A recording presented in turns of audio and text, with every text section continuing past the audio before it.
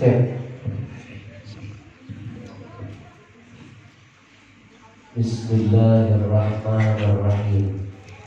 Assalamualaikum warahmatullahi wabarakatuh. Waalaikumsalam warahmatullahi wabarakatuh. Alhamdulillahirabbil alamin.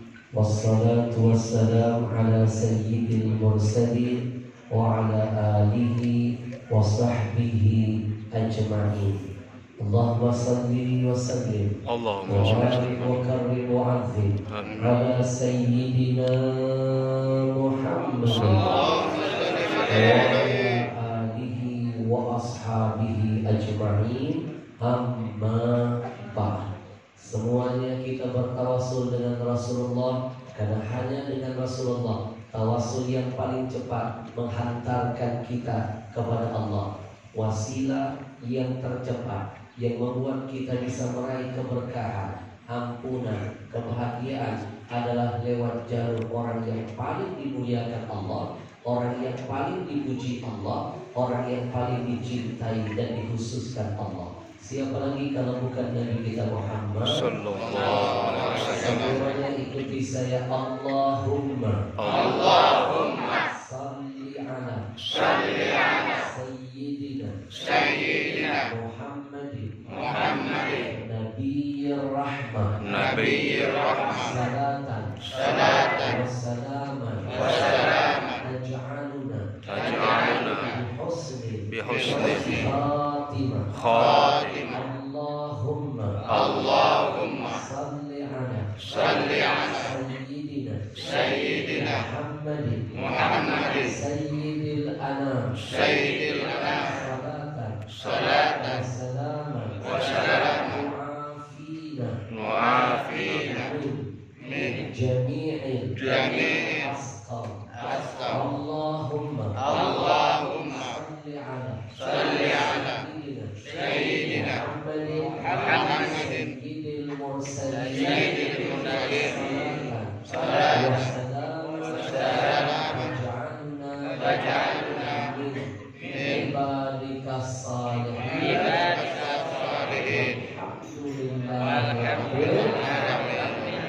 Yang saya muliakan, saya cintai segenap keluarga besar Masjid Al-Firdaus, segenap para tuan guru, para muallim, para kiai, para masyayikh, para habaib. Mohon maaf kalau saya tidak bisa menyebut satu persatu, tapi percayalah di hati saya ada rasa cinta, hormat untuk semuanya.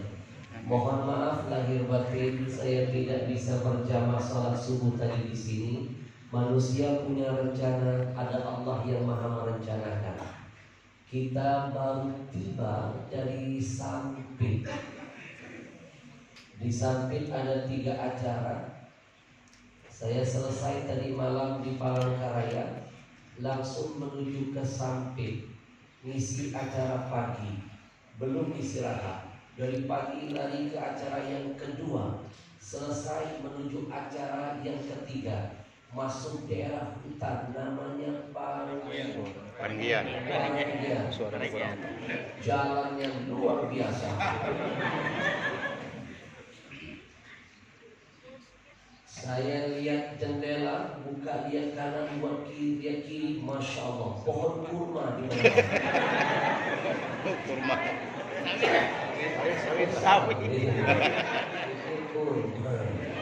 Bawaan malam. Sampai ke sana yang hadir belasan ribu orang. Saya pikir tidak ada makhluk.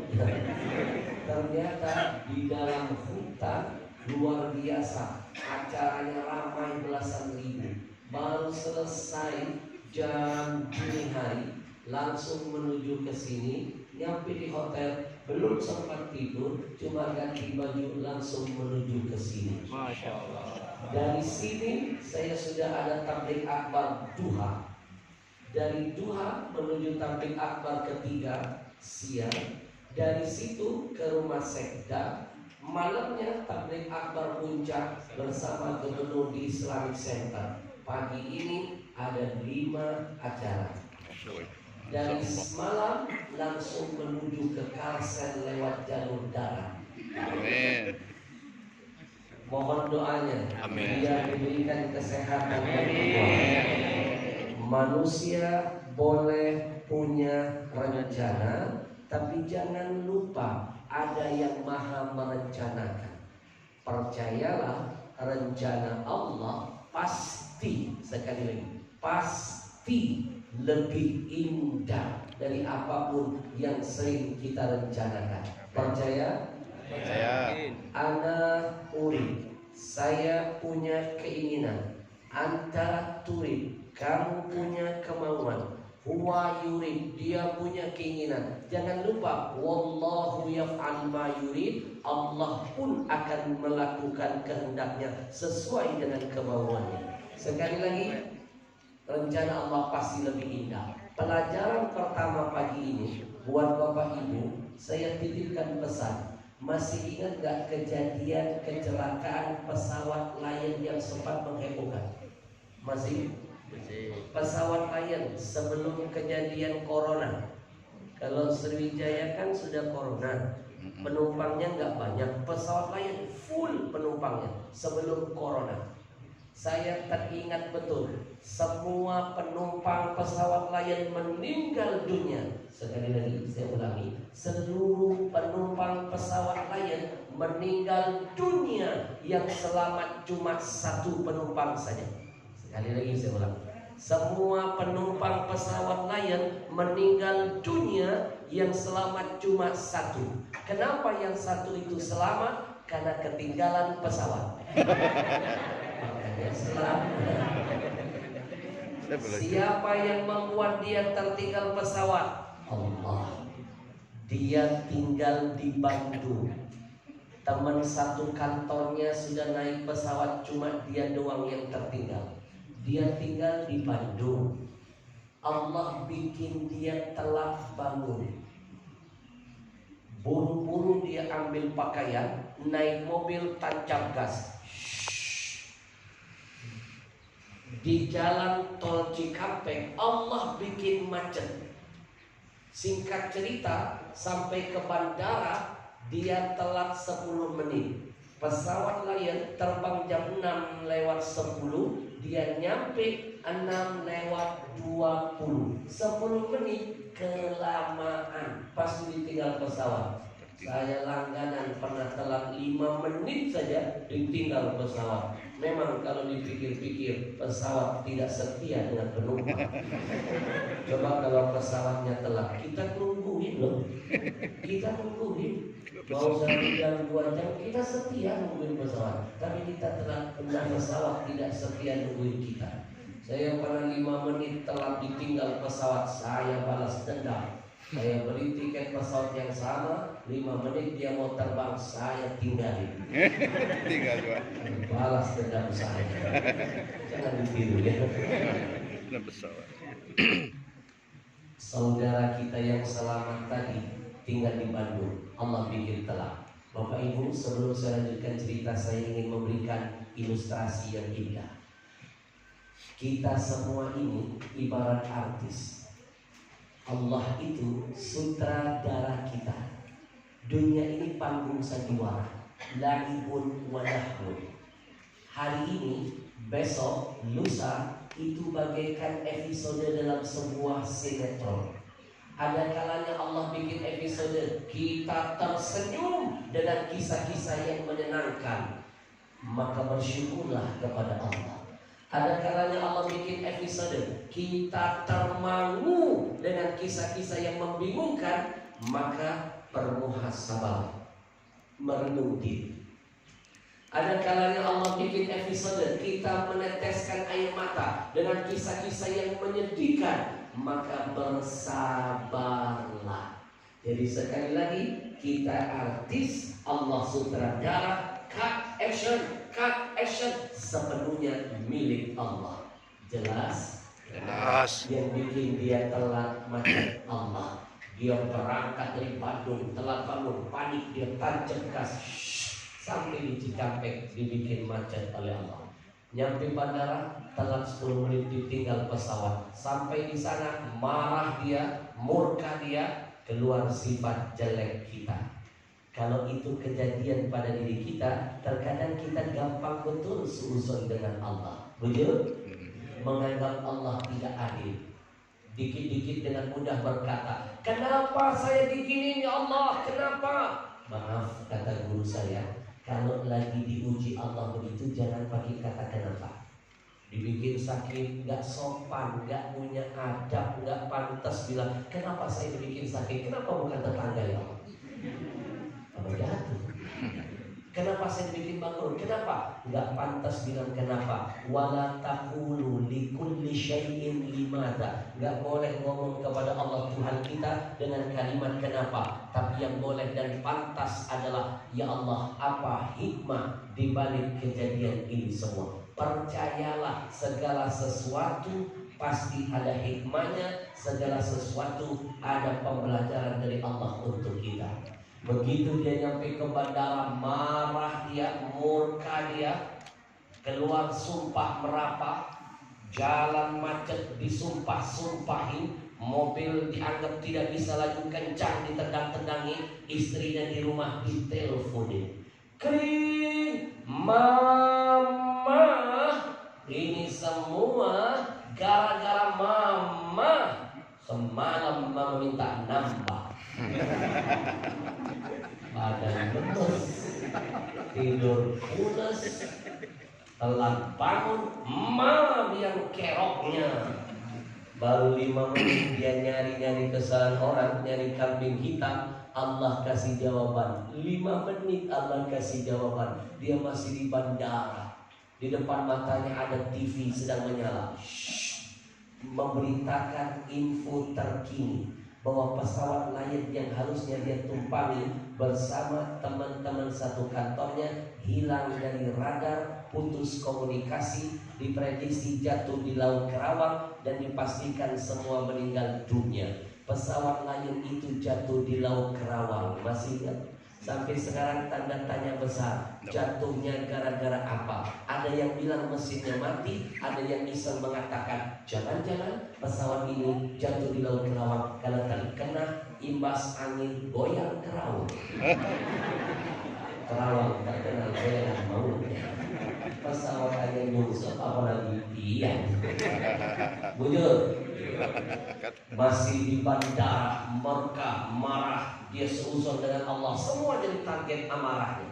Padahal maaf loh, kalau mau tahu ciri-ciri orang yang sabar sesungguhnya adalah lihat pada benturan pertama. As-sabru 'inda sadmatil ula. Kata Nabi, kalau mau tahu siapa orang yang sabar, lihat pertama kali musibah ujian datang. Kalau dia langsung senyum, tenang, menyerahkan diri kepada Allah, keluar dari mulutnya adalah sebuah kesadaran. Inna lillah wa inna ilaihi raji'un. Kami milik Allah, kami akan kembali kepada Allah. Itulah orang yang sabar. Bukan setelah sekian hari dia sabar. Bukan, benturan pertama itu berat untuk menjadi sabar. Bujur 5 menit dia marah, murka, Allah kasih jawaban. 5 menit Allah kasih jawaban. Dia lagi duduk di bandara, ada TV menyala, siaran langsung, ada tulisannya, lipe. Tadi saya ngomong apa? Lipe. Oh, iya betul. Nah, Lipe. yang ceramah siapa? Sudah kapan mama nggak teruskan? Udah dengerin masalah kecil besar-besar. Mulut kan belum saya.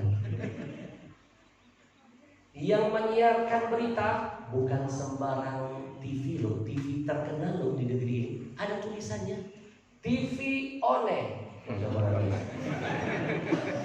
Demen banget. Apa isi beritanya? Pesawat Lion yang harusnya dia tumpangi bersama teman satu kantornya hilang dari radar, diprediksi jatuh di Laut Kerawang, dipastikan semua meninggal dunia. Mendengar berita itu gemetar tubuhnya, berkeringat seluruh tubuhnya, gemetar badannya, berkeringat seluruh tubuhnya. Dia langsung sujud syukur, dia bersyukur, ya Allah, untung telat bangun, untung kau bikin kejebak macet, untung ketinggalan pesawat. Dia telepon lagi istri. Kering, Mama, lain kali minta yang banyak. Bapak Ibu percayalah, ada hikmah dalam sebuah kejadian. Cerita singkat ini sebenarnya menitipkan pesan untuk kita semua. Apa pesan dari Allah? Wasa an takrahu syai'a wa huwa khairul lakum wasa an tuhibbu syai'a wa huwa syarrul lakum. Kata Allah dalam Quran, boleh jadi kata Allah, apa yang kamu lihat di depan mata itu jelek menurut kamu, boleh jadi, tapi sebenarnya itulah yang bagus, indah menurut Allah untuk hidupmu. Ada kalanya kamu memandang sesuatu itu bagus, indah, menawan di depan matamu, tapi sebenarnya itu jelek, buruk, dan bisa membawa malapetaka buat hidupmu. Kadang-kadang kita membenci sesuatu itu adalah sesuatu yang baik. Ada kalanya kita mencintai sesuatu, tapi sebenarnya itu buruk menurut kita. Maka segala sesuatu serahkan kepada Allah. Subhanallah walhamdulillah wala ilaha illallah wallahu akbar wala haula wala quwwata illa billahil aliyyil azim.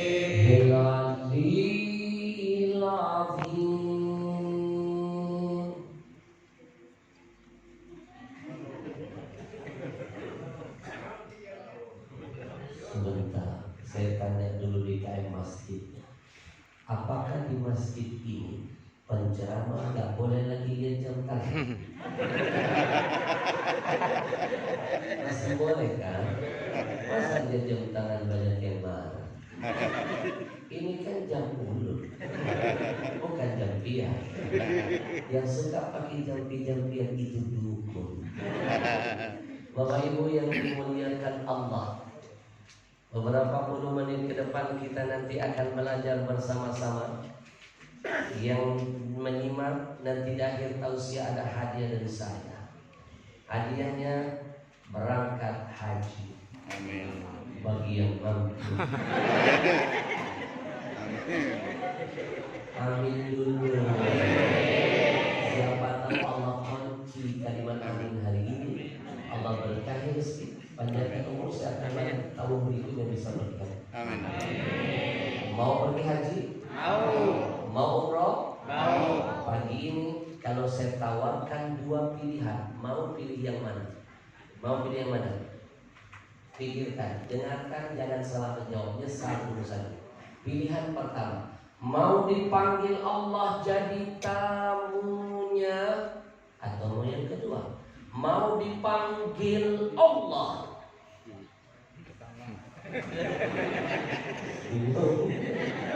Dua-duanya beda-beda tipis. Kalau yang pertama dipanggil Allah jadi tamunya, masih ada harapan pulang.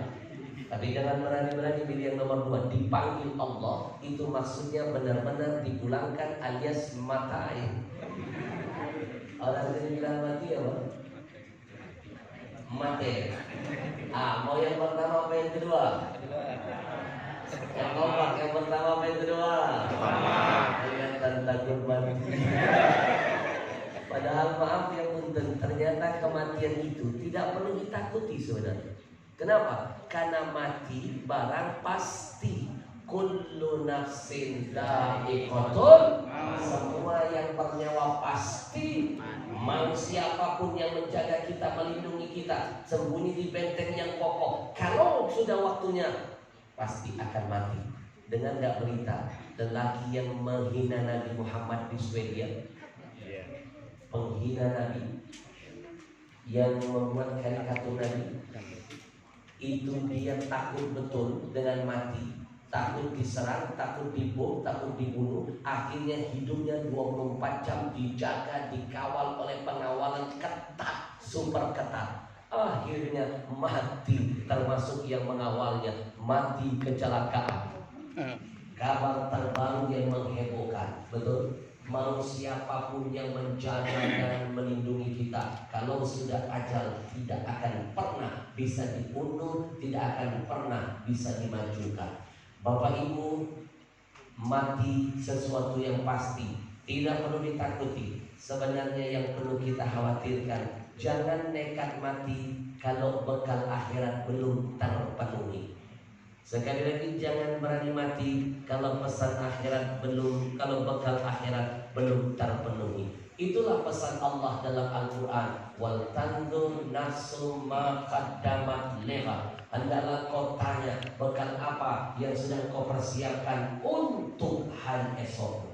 Kita berharap kepada Allah, mudah-mudahan perjumpaan pagi ini menjadi bekal terindah untuk perjumpaan kita dengan Allah nantinya. Amin. Ya Rabbal Amin. Dan saya bersyukur sekali kepada Allah. Untung banget Allah itu dalam mencabut nyawa-nyawa hambanya tidak berdasarkan abjad nama.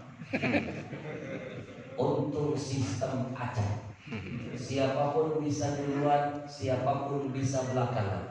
Mungkin ibu-ibu duluan, saya belakangan. Mungkin. Terus sama nonton dulu. Atau sebaliknya, biar adil, saya belakangan, ibu duluan. Betul. Untung gak berdasarkan abjad nama. Coba bayangkan kalau seandainya berdasarkan abjad nama, yang pertama huruf A, lalu huruf B, lalu huruf C. Enak benar yang namanya Zainab, betul? Meninggalnya belakangan. Kalau begini aturan mainnya, harusnya guru kita, dai sejuta umat, Kiai Haji Zainuddin MZ, awalnya Z, akhirnya Z, harusnya paling akhir di muka bumi ini. Tapi faktanya beliau lebih dulu dipanggil menghadap Allah. Semoga Allah tempatkan beliau di sisi Amin. Untuk tidak berdasarkan abjad nama, untuk biar masing-masing sedia payung sebelum hujan. Kalau berdasarkan abjad nama, yang pertama huruf A, maaf, yang namanya Aisyah, Aminah, Al-Habib. Al-Habsyah. Kan ada Asep, ada Amiruddin, kenapa terus Al-Habsyah? Mohon maaf, ya ada nama siapa? Zona tidak aman.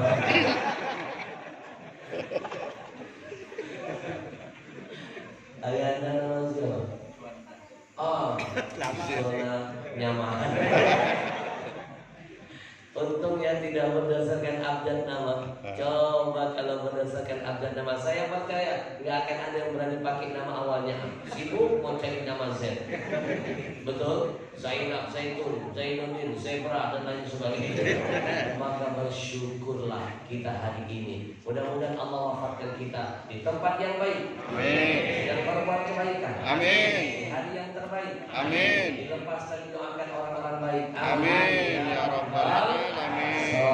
Sallallahu ala Muhammad sallallahu alaihi wasallam. Sallallahu ala Muhammad Sallallahu alaihi wasallam. Bapak Ibu sudah punya buku karangan saya sendiri? Belum. Hari ini belum punya. Belum. Sudah belum? Kasihan deh lo. Sudah tahu isinya apa? Belum. Boleh nggak pagi ini saya kupas sedikit buku? Boleh. Keren. Buku ini saya tulis selama 3 tahun setengah. Subhanallah. Nulisnya sambil nangis-nangis. Saya nulis buku ini, saya sedang menghina kebodohan masa lalu saya yang pernah sibuk mencari surga yang jauh lalu melupakan surga yang dekat. Saya percaya ini kebodohan kita semuanya. Siapa surga kita yang terdekat? Ayah dan ibu. Lebih dekat lagi ada di mana? Di bawah telapak kaki ibu. Tapi kenapa terkadang kita sibuk mencari surga yang jauh, lupa dengan yang dekat? Nanti saya kupas tuntas di buku saya. Beli ya. Buku ini sudah tembus mega bestseller dalam waktu dekat, waktu singkat. Kalau bestseller itu cuma 10.000, ini sudah ratusan ribu, 500.000 penjual. Berarti mega bestseller. Nggak pakai toko buku terbesar milik non muslim loh di luar sana. Hanya lewat tausiah begini setiap harinya. Awalnya saya taruh buku ini di tempat mereka. Bagi hasil mereka lebih banyak dari kita. Bahkan saya tambah royalti saya. Saya cuma titip satu pesan sebagai bentuk pembelajaran untuk mereka. Tolong dong buku-buku Islam jangan kalian taruh di rak kalian paling belakang.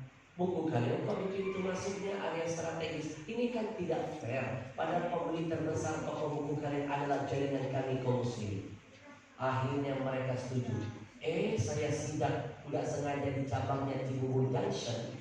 Itu buku-buku Islam lagi-lagi nasibnya di rak paling belakang.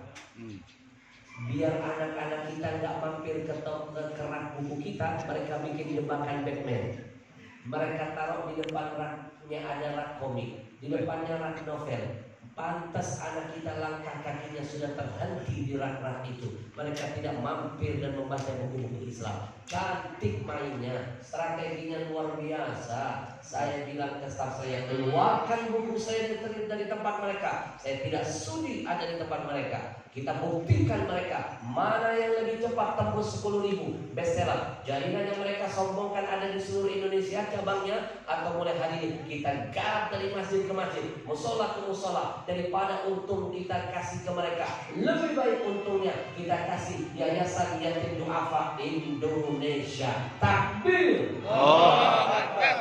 Bapak Ibu, kami membuktikan hanya nggak nyampe seminggu buku kami tembus 10.000, nggak pakai mereka. Sekarang mega bestseller. Contoh, hari ini saya ke masjid ini, nanti banyak peminat bukunya. Kehabisan stoknya pasti yang mereka datangi toko buku mereka. Betul? Yang didatangi toko buku itu.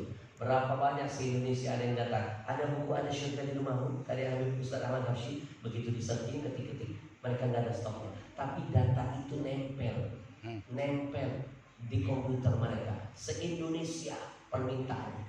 Akhirnya petingginya pura-pura manggil saya acara halal bihalal.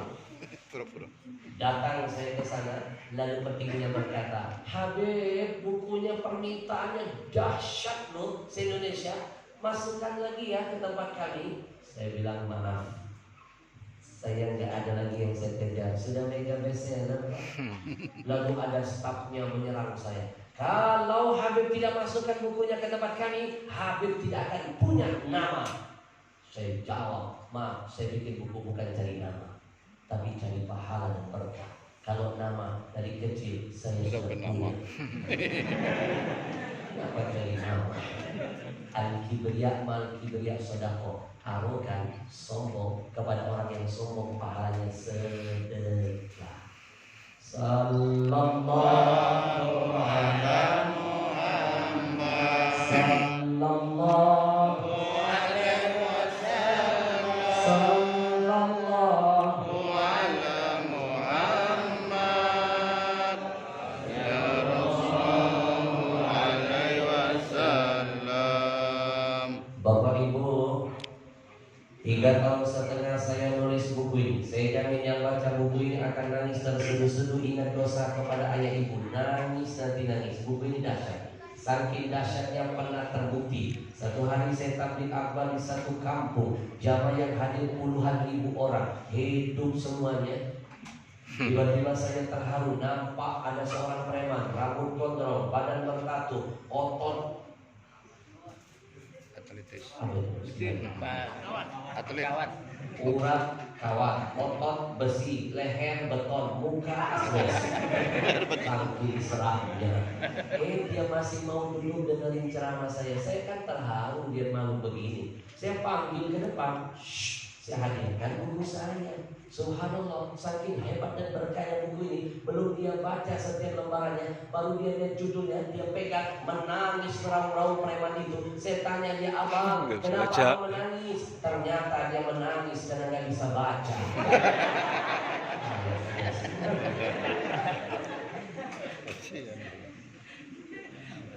Saya menulis buku ini berawal dari sebuah pengalaman. Ilmu tersirat dari Allah. Anak-anakku, saya titipkan pesan. Ilmu itu tidak hanya bisa kau dapatkan dari yang tersurat. Tidak sedikit ilmu Allah turunkan justru datang dari yang tersirat.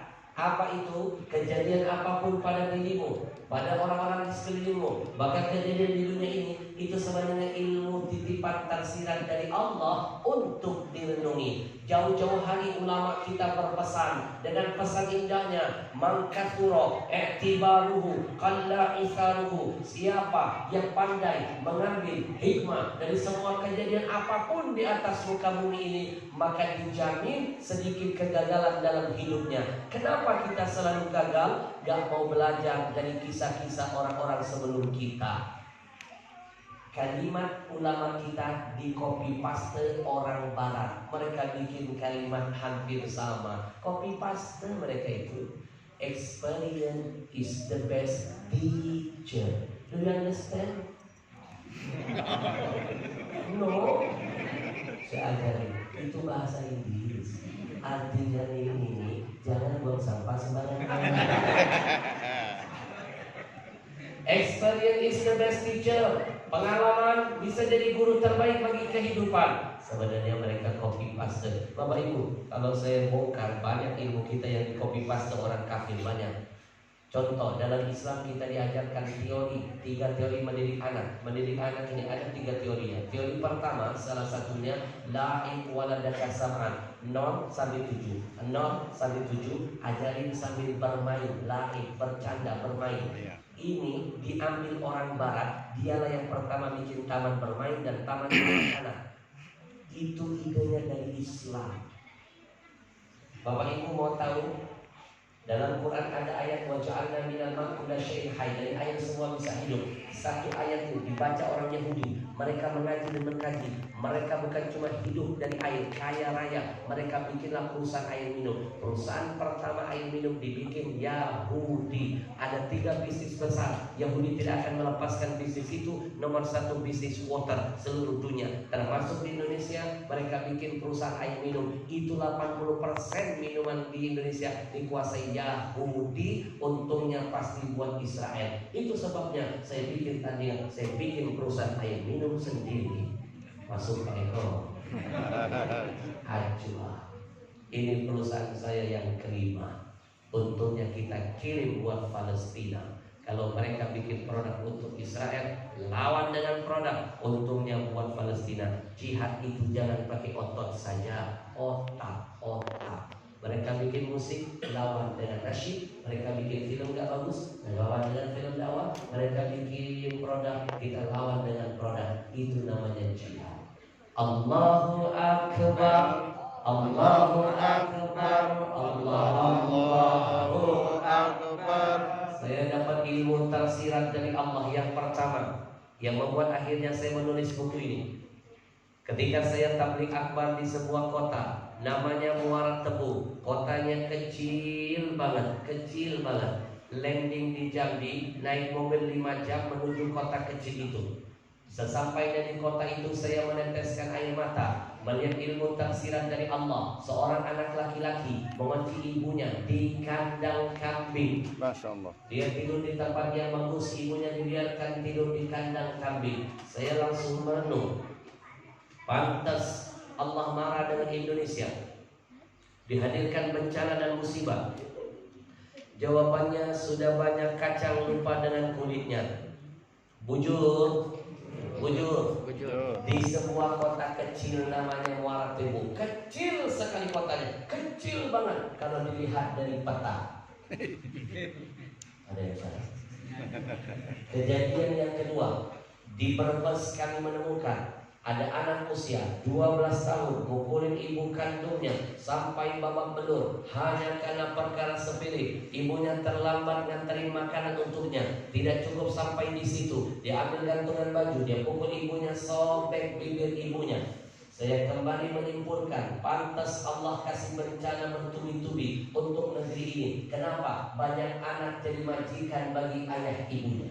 Masih ingat cerita seorang artis cantik di Jakarta, bintang sinetron, bintang film, kakek-kakek, bintang sinetron, bintang film, cantik orangnya. Dia laporkan ibu kandungnya ke polisi. Sang ibu terancam di penjara. Artis cantik loh, artis cantik loh. Kalau saya sebutkan namanya pasti tahu, tapi saya kasih inisialnya aja. Artis cantik, bintang sinetron, bintang film, inisialnya aja. Arsyada. Marsanda. Marsanda. Habib Ahmad Al-Habsyi. Enggak boleh Habib ngomong begitu. Habib berarti sudah ngerumpi. Habib berarti sudah gosip. Dosa tahu. Kalau ngajinya belum tuntas, jangan suka nyalain ulama. Ngaji dulu yang benar. Apalagi ulama belum selesai ceramah sudah dipotong. Saya dipotong lagi ngomong itu. Habib dosa, ngerumpi. Pertanyaannya, apakah yang saya barusan sebutkan itu termasuk membuat saya jadi dosa ngerumpi? Riba? Saya hadirkan jawabannya. Dengarkan. Al-Imam Hasan Al-Basri, ahli hadis, ahli tafsir, ahli fikih, ulama besar di abad itu, Imam Hasan Al-Basri. Satu hari seseorang bertanya, Imam, iya, atazrabuna dzikral fajir? Apakah saya termasuk sudah terkena dosa riba, dosa ngerumpi? Kalau yang saya omongi jelas-jelas pelaku dosa, ngomongi pendosa, apakah termasuk berdosa? Kata imam tadi, kadang. La, tidak. Bahkan beliau menyuruh apa? Uzkuru. Bahasa medsosnya, viralkan, sebarkan. Yahzarhun nas. Semakin kamu lebarkan, memviralkan, kamu malah dapat pahala. Kenapa? Menyelamatkan orang-orang baik di luar sana biar tidak mengikuti kebodohan dan kemaksiatannya. Maaf, kalau saya termasuk riba, maka penyidik polisi yang membongkar kejahatan penjahat itu riba dan riba. Tukang baca berita patroli di Indonesia, itu acara kejahatan semua. Riba, hakim jaksa, betul? Riba. Bapak Ibu, yang boleh kita omongi itu adalah satu, orang kafir yang benci dengan Islam. Yang kedua, orang munafik. Ketiga, orang zalim. Keempat, orang fasik yang berbuat maksiat. Itu tidak termasuk riba. Sampai di sini paham? Yang termasuk riba begini kategorinya. Ibu, suami istri pergi umroh, di depan Ka'bah banyak macam-macam nama makhluknya. Tiba-tiba ada orang Afrika kulit hitam, giginya saja yang putih. Ibu bilang ke suami ibu, Papa, lihat ada Hajar Aswad berjalan. Riba. Sampai di situ paham? Sallallahu alaihi Muhammad. Sallallahu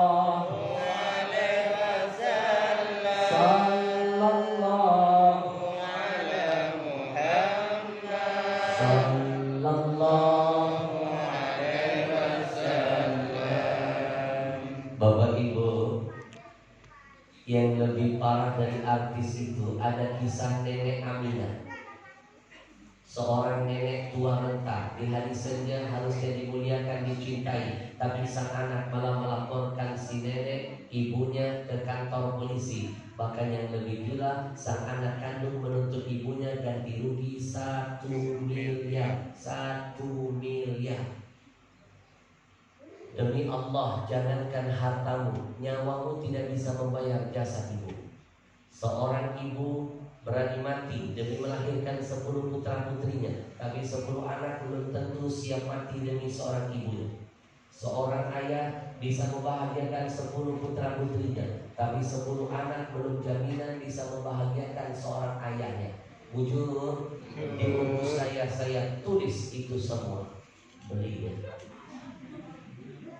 Jangankan harta, nyawa kita tidak bisa membayar jasa ayah ibu. Di buku saya ada kisah tambahan yang menarik, anak-anakku dengarkan. Dulu ada salah seorang sahabat Nabi, namanya Abdullah bin Umar. Ketika musim haji, dia memandang ke arah Ka'bah. Tiba-tiba dia menangis sejadi-jadinya. Menangis kenapa? Karena terharu. Tolong diingat, tidak semua tetesan air mata itu keluar karena kesedihan. Ada kalanya kita akan pernah merasakan melihat sesuatu terharu, air mata keluar dengan sendiri tanpa sengaja. Pernah?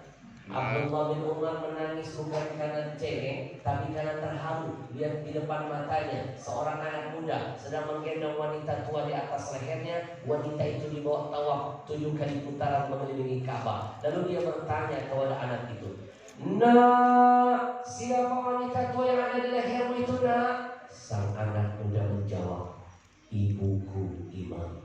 Dia ibuku." "Ibumu?" "Betul, Imam." "Hebat kamu, nak." "Apanya yang hebat, Imam?" "Aku dengar-dengar kata orang kamu gendong ibumu dari kota Yaman yang jauh sampai ke Mekah." "Insya Allah, Imam." "Kakimu itu sampai berdarah-darah karena melewati padang pasir yang panas." "Iya, Imam." "Kulitmu itu sampai mengelupas karena terik matahari menyengat." Imam, biarkanlah kakiku, biarkanlah kulitku, bahkan demi Allah biarkanlah nyawaku jadi saksi di hadapan Allah Tuhanku betapa aku sangat cinta kepada ibuku." "Imam, apakah dengan cara begini aku gendong ibuku dari Yaman yang jauh ke Mekah? Kulitku terbakar, kakiku berdarah-darah, aku tahan rasa sakit itu semua. Aku tempatkan ibuku di tempat pundakku yang tinggi. Aku hantarkan dari Allah, aku muliakan di sana. Aku tawaf 7 kali putaran. Apakah dengan cara begitu aku sudah bisa membayar jasa ibu kepadaku, Imam?"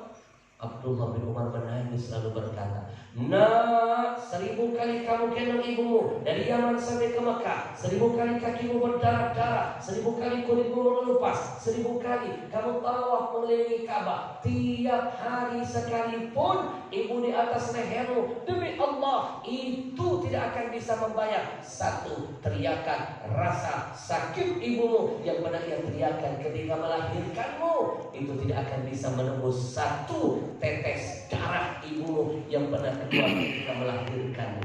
Satu teriakan rasa sakitnya, satu tetesan darahnya tidak akan bisa kita tebus walaupun dengan jihad seberat dan sedahsyat itu." Pertanyaannya, bagaimana cara menghapus goresan luka yang pernah kita tancapkan di hati ayah ibu kita, yang sampai mereka menutup matanya menghadap Allah Tuhannya, belum pernah ada kata maaf untuk kita, belum pernah sampai kata ridho di telinga kita. Ingat baik-baik, demi Allah, mimpi seseorang bisa dapat ridho Allah Tuhannya kalau ridho orang tuanya tidak pernah nyampe di telinganya. Bukankah Nabi diam-diam pernah memberikan bocoran kunci sukses dunia akhirat? Kata Nabi, ada di antara lisan ayah ibu kita. Ketika sang ibu dan ayah berkata, "Nak, aku ridho kepadamu, nak."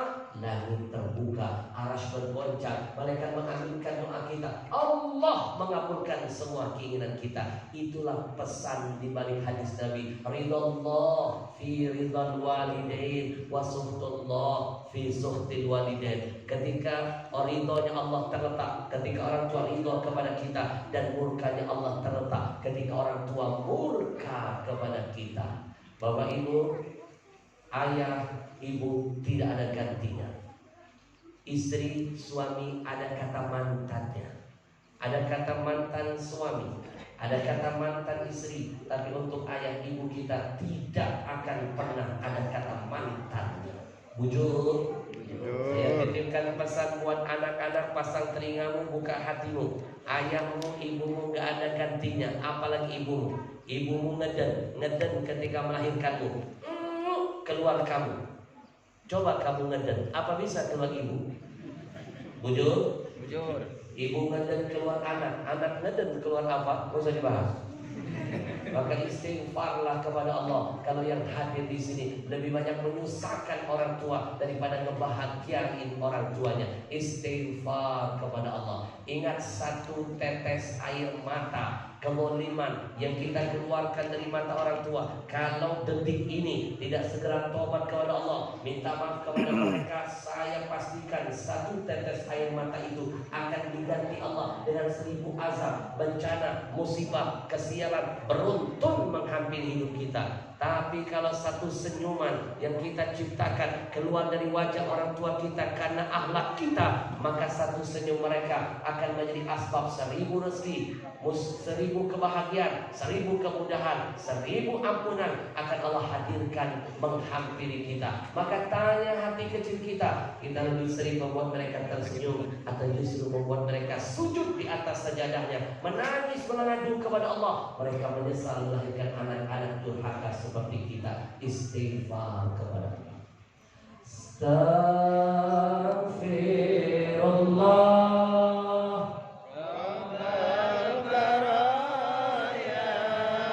Astaghfirullah.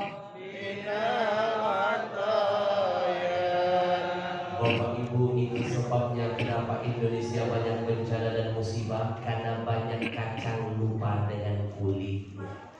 Yang lebih parah kejadian di Jawa kami temukan.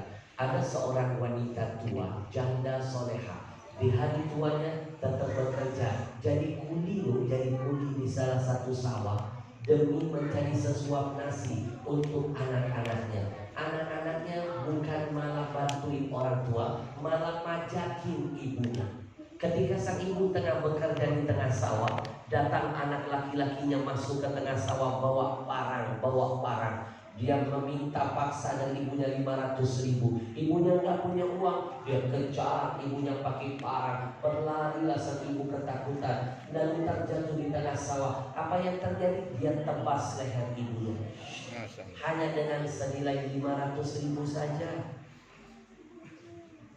Demi Allah, sampai detik ini saya belum pernah membaca dalam Quran dan hadis ada riwayat menyebutkan ada anak setan membunuh ibunya. Anak setan, jangankan membunuh, durhaka saja tidak ada, tapi anak manusia banyak di antara kita. Jangan-jangan setan-setan di luar sudah takut lihat manusia. Jangan-jangan ada setan yang berdoa, ya Allah, aku berlindung dari godaan manusia yang terkutuk. Ajib, saya makin yakin menyimpulkan catatan buku saya. Pantas Allah marah dengan Indonesia karena banyak anak durhaka di negeri ini. Bapak Ibu, saya ingin mengajak sebentar kita kembali ke masa lalu. Di zaman Nabi Nuh, Bapak Ibu kenal Nabi Nuh? Di mana kenal Nabi? Kalau ada yang kenal berarti makhluk berbakal. Adalah Nabi Allah Nuh.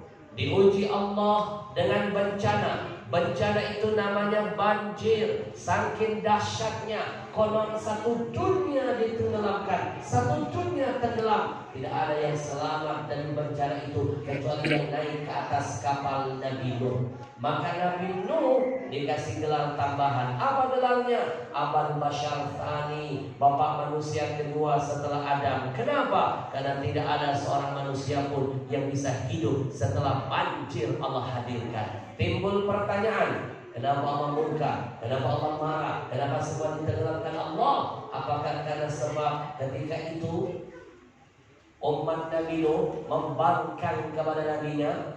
Jawabannya bukan hanya itu. Ada sebab lain yang membuat Allah murka, marah. Apa sebabnya? Ada kedurhakaan seorang anak laki-laki kepada ayahnya. Siapa anak itu? Kan'an namanya. Durhaka dengan siapa? Nuh. Siapa Nuh? Ayah kandungnya. Apa jabatannya? Nabi utusan Allah. Sejarah menitipkan pesan, jangan main-main. Kalau dulu saja ada seorang anak baru durhaka dengan ayah, dunia pernah ditenggelamkan. Pertanyaannya bagaimana dengan anak-anak sekarang milenial? Jangankan durhaka dengan ayah, durhaka dengan ibu tercinta. Bukankah kata Nabi, ibumu 3 kali lipat lebih mulia dari ayahmu? Ketika kau durhaka ibumu, maka 3 kali lipat bencana, musibah Allah hadirkan dalam hidupmu. Bujur, bujur. Dulu ada seseorang datang menghadap Nabi bertanya, "Ya Rasul, saya punya ayah. Lalu, saya juga punya ibu. Terus, mana yang lebih dulu harus saya muliakan? Ibumu, nak. Yang kedua ya Rasul, tetap ibumu. Yang ketiga siapa ya Rasul? Masih ibumu. Yang keempat siapa ya Rasul? Baru ayahmu. 3:1. Ibu-ibu tolong bantu saya biar bapak-bapak pada sadar dengan kemuliaan kaum ibu-ibu. Jawab yang kompak ya, biar mereka pada pudar semua. Ibu, yang tadi disebut Nabi 3 kali kemuliaannya siapa? Dengarkan baik-baik wahai laki-laki. Lebih keras lagi dong, biar mereka pada sadar dan minder. Tadi yang disebut Nabi 3 kali siapa? Yang disebut Nabi 1 kali siapa? Bapak. Berarti mereka mengizinkan satu ayat 3.000. Kesian deh, senjata makan cuan. Pertanyaannya bagaimana kalau dua-duanya didurhakai? Itulah sebabnya ada tsunami, banjir bandang, tanah longsor, gunung meletus, gempa bumi, angin puting beliung, likuifaksi, dan kita nggak tahu bencana apa lagi yang akan Allah hadirkan untuk negeri ini. Maka Bapak Ibu, kita istighfar kepada Allah. Silakan tim pasang alat tayangnya. Astaghfirullah Rabbal baraya. Astaghfirullah minal khataya. Astaghfirullah Rabbal baraya.